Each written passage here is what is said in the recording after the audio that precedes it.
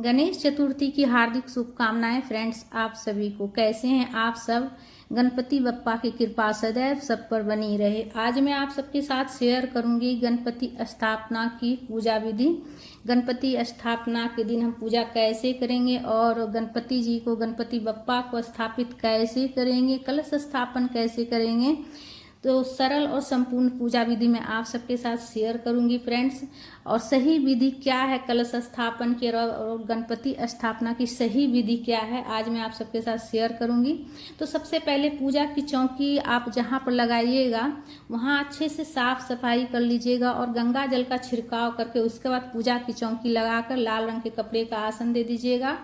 और गणपति जी आने वाले हैं तो इसीलिए जो है गणपति जी को आप विराजित कीजिएगा। तो आप थोड़ा सा पूजा की चौकी जो है ना आप थोड़ा सजावट भी कर लीजिएगा। उसके बाद देखिए गणपति की स्थापना के लिए सबसे पहले हम अक्षत, पुष्प और दुर्वा ले लेंगे। दुर्वा गणेश जी को बहुत ज़्यादा प्रिय है तो दुर्वा, पुष्प और अक्षत का आसन देंगे।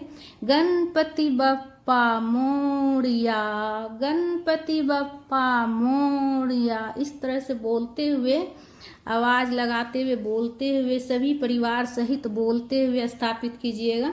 उसके बाद कलश स्थापन करेंगे। कलश स्थापन के लिए सबसे पहले हमने चावल ले लिए। कलश स्थापन के लिए चावल का दाना ध्यान रखिएगा कि टूटा वाला चावल ना हो, इस बात का ध्यान रखिएगा। और देखिए कलश स्थापन के लिए सबसे पहले हम चावल से अष्टदल कमल बना लेंगे। कलश को विराजित करने के लिए अष्टदल कमल बना लेंगे। हम कोई भी पूजा करते हैं खास पूजा तो उसमें कलश स्थापन का बहुत ज़्यादा महत्व होता है फ्रेंड्स। कलश स्थापन करके हम सभी देवी देवता का आवाहन करके कलश के स्वरूप में पूजन करते हैं। तो एक कलश ले लीजिएगा। कलश आप जो है ना तांबे पीतल का भी ले सकते हैं या फिर मिट्टी का भी ले सकते हैं। कलावा बांध दिए हमने कलश में और उसके बाद हम रोली से कलश में स्वास्तिक बना लेंगे। रोली से स्वास्तिक बना लेंगे। आप चाहे तो देखिए सिंदूर से भी स्वास्तिक बना सकते हैं, इसलिए कि गणपति जी की पूजा में जो है ना सिंदूर भी चढ़ाया जाता है। गणपति को सिंदूर से तिलक भी किया जाता है। तो रोली से या फिर आप जो है ना सिंदूर से भी आप कलश में स्वास्तिक बना सकते हैं। कोई भी हम शुभ काम करते हैं तो उसमें स्वास्तिक बनाना बहुत ही शुभ होता है। कलश स्थापन में स्वास्तिक बनाना बहुत ही शुभ होता है। उसके बाद हम कलश अष्टदल कमल के ऊपर विराजित कर लेंगे। 1 लोटा स्वच्छ जल लिए हैं और उसमें गंगा जल मिला लेंगे, तो ये पूरा जल हमारा गंगा जल हो जाएगा। उसके बाद कलश में हम जल से भर देंगे, कंठ तक जल भरना है पूरा, एकदम खाली ने आधा कलश नहीं रखना है। कभी भी कलश स्थापन कीजिए तो कलश को कभी भी थोड़ा सा नहीं देना चाहिए, जल कंठ तक पूरा भरना चाहिए। एक गांठ वाली हल्दी, एक सुपारी, एक सिक्का और थोड़ा सा दुर्वा डाल दीजिएगा और थोड़ा सा अक्षत डाल दीजिएगा, इसलिए कि गणेश जी की पूजा है तो इसमें दुर्वा का बहुत ज़्यादा महत्व है। उसके बाद थोड़ा सा अक्षत डाल देंगे। ये 5 चीज़ डाल लीजिएगा। अगर गांठ वाली हल्दी नहीं हो तो आप हल्दी पाउडर भी डाल सकते हैं। उसके बाद आम के पत्ते ले लिए हमने 5। आम के पत्ते अगर ना मिले तो आप अशोक के पत्ते भी ले सकते हैं। उसके बाद सभी में रोली चंदन से तिलक कर लेंगे। 5 पत्ता में लाल वाला चंदन से, रोली चंदन से और पीला वाला चंदन से भी तिलक कर लेंगे। गणपति जी जब आते हैं ना तो घर में जो पूजा होती है उसमें मतलब अच्छे से सजावट करके पूजा करते हैं, तो उसी तरह से आम के पत्ते को भी लाल वाला चंदन, पीला वाला चंदन से अच्छे से सजा लीजिएगा। और चौकी के पास भी गणपति को लाने की खुशी में पूरा अच्छे से सजावट करके विराजित कीजिएगा। उसके बाद देखिए आम के पत्ते को हम कलश में लगा लेंगे। उसके बाद कलश में हम पूर्ण पात्र रखेंगे, 1 प्लेट रखेंगे। बिना पूर्ण पात्र के कलश स्थापन कभी नहीं करना चाहिए फ्रेंड्स, इस बात का खास ध्यान रखिएगा। बहुत से लोग क्या करते हैं, आम के पत्ते लगा लेते हैं, बस एक नारियल सीधे करके रख देते हैं, तो वो गलत तरीका होता है। ठीक है, गलत तरीका होता है। हमेशा जो होता है ना कलश स्थापन पूर्ण पात्र रख कर ही होता है। और कलश जो होता है हमारे घर के सुख समृद्धि का भी प्रतीक होता है, इसीलिए तो उसके ऊपर पूर्ण पात्र रखा जाता है ताकि हमारे घर में हमेशा अन्न धन भरा रहे। इसीलिए अनाज से भरकर प्लेट में रखा जाता है ताकि हमारे घर में कभी भी अन्न धन का कमी ना रहे। तो बिना पूर्ण पात्र के कलश स्थापन नहीं किया जाता है। नारियल रख लीजिएगा, उसमें आप चुनरी या फिर कपड़ा लपेट कर या कलावा लपेट कर नारियल का मुख अपने तरफ रख लीजिएगा। और देखिए गणेश जी की जो पूजा होती है ना, उसमें जो है ना शुभ लाभ की भी पूजा होती है। शुभ लाभ, रिद्धि सिद्धि, माता रिद्धि सिद्धि की भी पूजा होती है। तो शुभ लाभ आप दीवार पर जो है ना किसी कागज में भी लिख कर चिपका सकते हैं, या डायरेक्ट आप जो है ना रोली चंदन से शुभ लाभ भी लिख सकते हैं। उसके बाद छोटा जो आपके घर के जो मंदिर में जो छोटा गणपति जी हैं, तो उनको विराजित कर लीजिएगा अक्षत का आसन देकर। मंदिर में, घर के मंदिर वाला गणपति जी को विराजित कर लीजिएगा। उसके बाद अक्षत का आसन देकर सुपारी के स्वरूप में हम रिद्धि सिद्धि माता की पूजा कर लेंगे, विराजित कर लेंगे सुपारी के स्वरूप में। अक्षत का आसन देकर रिद्धि सिद्धि माता को विराजित करके पूजा कर लेंगे। और उसके बाद देखिए अक्षत का आसन देकर बड़ा सा दीपक लीजिएगा। दीपक आप धातु का भी ले सकते हैं या फिर मिट्टी का भी ले सकते हैं। वीडियो फ्रेंड्स थोड़ा सा बड़ा होगा, लेकिन आपको एकदम पूरा जो है ना सही जानकारी मिलेगी वीडियो में। तो बड़ा सा दीपक लीजिएगा, इसलिए कि अखंड ज्योत का जो है ना, जो गणेश चतुर्थी की जो पूजा होती है, स्थापना होती है, उसमें जो है ना अखंड ज्योत प्रज्वलित किया जाता है। अखंड ज्योत जितने दिन तक आप संकल्प लीजिएगा गणपति को रखने का, उतने दिन आपको अखंड ज्योत प्रज्वलित करना है। और 24 घंटे दिया जलना चाहिए, और गणपति जी को के पास हमेशा कोई न कोई होना चाहिए, ठीक है। पंडाल मंडप जो है, जो भी आप विराजित कीजिएगा चौकी के पास, तो उनके आसपास कोई हमेशा रहना चाहिए, ताकि ध्यान रखे दीपक का। घर को बंद, मतलब घर में अगर आप विराजित कर रहे हैं तो घर कभी भी बंद करके कहीं नहीं जाना चाहिए। उसके बाद देखिए आप हाथ में पुष्प और जल लेकर, अक्षत लेकर संकल्प ले लीजिएगा। जितना दिन के लिए आप गणपति बप्पा को आप जो है ना स्थापित कीजिएगा, उतने दिन का आप संकल्प ले लीजिएगा। 1 दिन, 3 दिन, 5 दिन, 7 दिन, 11 दिन, इतने दिन रखा जाता है। तो इस आप जितने दिन का आप रखिएगा, उतने दिन का आप संकल्प ले लीजिएगा कि प्रभु मैं इतने दिन आपकी सेवा पूजा तन मन से करूंगी। अगर कुछ गलती हो जाए तो क्षमा कीजिएगा, और हमारे घर परिवार किसी से भी गलती हो जाए तो क्षमा कीजिएगा, और अपनी कृपा दृष्टि बनाए रखिएगा। और पंचामृत अभिषेक किया जाता है। तो देखिए इस प्रकार से आप पहले जल से अभिषेक कीजिएगा, उसके बाद दूध, दही, शहद, शक्कर, घी, पांचों चीज मिलाकर इस तरह से अभिषेक कर लीजिएगा एक कटोरी में। तो इस तरह से आप जो है ना पंचामृत अभिषेक कर लीजिएगा सरल विधि से। सबसे पहले जल से और फिर जाकर पंचामृत से, ठीक है। आप पंचामृत अलग अलग करके भी आप अभिषेक कर सकते हैं, या फिर पांचों चीज मिलाकर एक में तैयार करके उसके बाद हम रिद्धि सिद्धि माता को भी इसी प्रकार से अभिषेक कर लेंगे। और उसके बाद अभिषेक वाला जो जल रहेगा वो चरणामृत हो जाएगा। पूजा के बाद पूरा परिवार प्रसाद ग्रहण कीजिएगा। उसके बाद कलश में भी जल के छींटे दे दीजिएगा। स्वच्छ जल में गंगा जल मिला कर लेना है। उसके बाद गणपति बप्पा को वस्त्र के स्वरूप में कलावा समर्पित कर रही हूँ मैं। आप चाहे तो वस्त्र समर्पित भी कर सकते हैं, या फिर मेरी तरह आप सरल विधि से वस्त्र के स्वरूप में कलावा समर्पित कर सकते हैं। और छोटे गणपति जी को भी हम वस्त्र के स्वरूप में कलावा समर्पित कर लेंगे।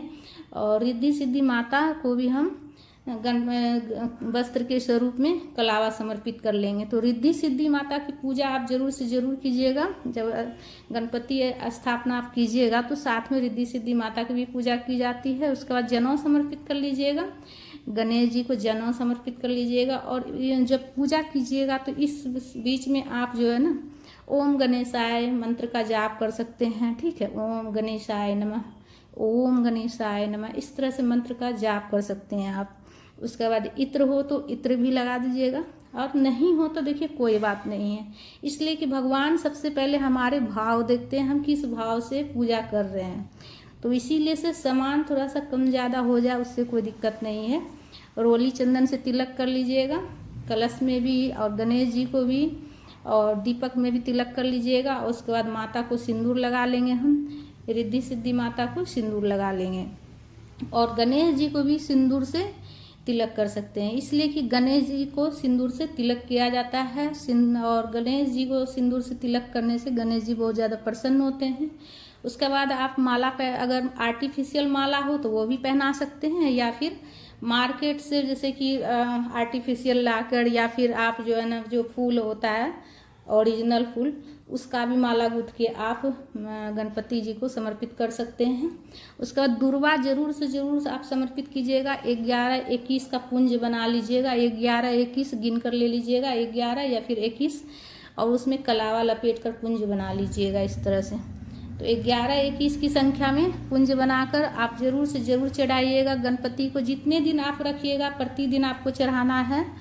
और अगर आपको जैसे कि पास में कहीं नहीं मिल रहा है तो आप एक ही बार जहाँ से लाइएगा एक ही बार ले आइएगा। दुर्वा जो है जल्दी बासी नहीं होता है। आप एक ही दिन मतलब 5-6 दिन का ले आइएगा और आप डेली जो है ना दुर्वा चढ़ाइएगा। उसके बाद गुड़हल का फूल, लाल फूल गणेश जी को बेहद पसंद है। लाल रंग का फूल गुड़हल का अगर मिल जाता है तो चढ़ा लीजिएगा, नहीं तो देखिए कोई भी फूल मिल जाए आप चढ़ा लीजिएगा, ठीक है। जैसा कि मैं पहले भी बताई हूँ अभी थोड़ी देर पहले कि मैंने भगवान जो है हमारे भाव देखते हैं कि हम किस भाव से पूजा आराधना उनकी करते हैं। तो पूजा में कुछ कम ज़्यादा हो जाए कोई बात नहीं है। और उसके बाद गोला जो होता है नारियल, सूखा नारियल का गोला का आधा भाग करके ले लीजिएगा और उसमें आप ड्राई फ्रूट भर के रख सकते हैं या फिर जो है ना गुड़ रख सकते हैं। गुड़ से बना हुआ कोई मिठाई भी रख सकते हैं। तो गुड़ से बना हुआ ही है ये, रेवड़ी है, तिल और गुड़ से बना हुआ। तो इसमें जो भर कर रखते हैं ना, ये मतलब जितने दिन आप गणपति की स्थापना जितने दिन के लिए किए हैं उतना दिन तक गणेश जी के पास ही रखना है, हटाना नहीं है। विसर्जन वाले दिन ही हटाया जाएगा, ठीक है। उतने दिन तक आपको पास में ही रखना है नारियल में भर के। और जल का भोग लगा लीजिएगा। और विशेष रूप से देखिए लड्डू और मोदक गणेश जी का प्रिय भोग है। तो दोनों में से आप कोई भी चीज़ का भोग लगा सकते हैं।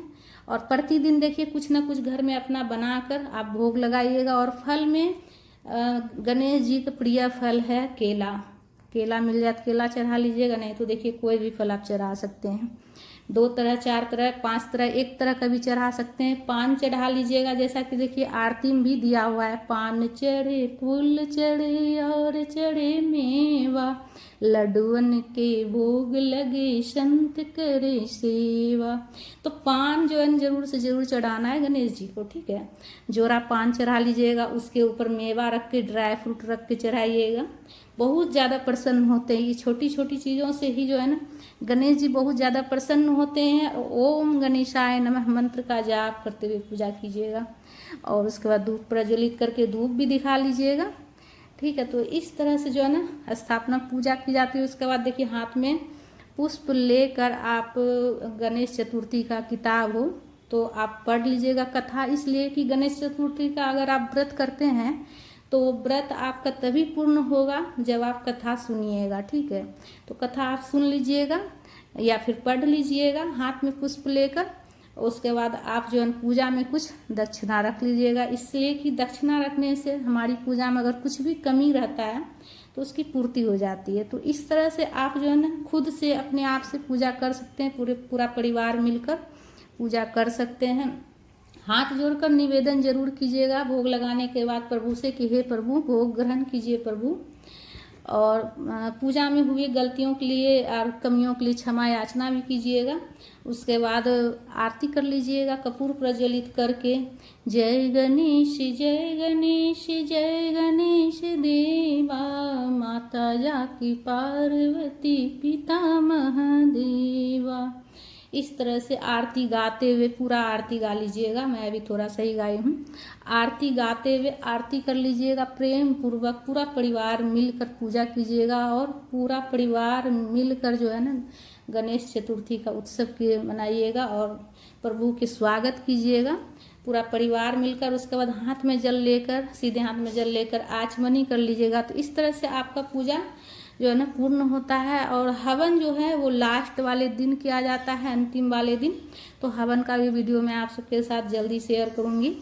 तो हवन कैसे करना है लास्ट वाले दिन, अंतिम वाले दिन हवन कैसे करना है। तो फ्रेंड्स हमारा ये वीडियो आप सबको कैसा लगा? अगर अच्छा लगा है तो लाइक ज़रूर कर लीजिएगा। और हमारे चैनल पर नए हैं तो सब्सक्राइब कर लीजिएगा। वीडियो को लाइक कीजिएगा, शेयर कीजिएगा, कमेंट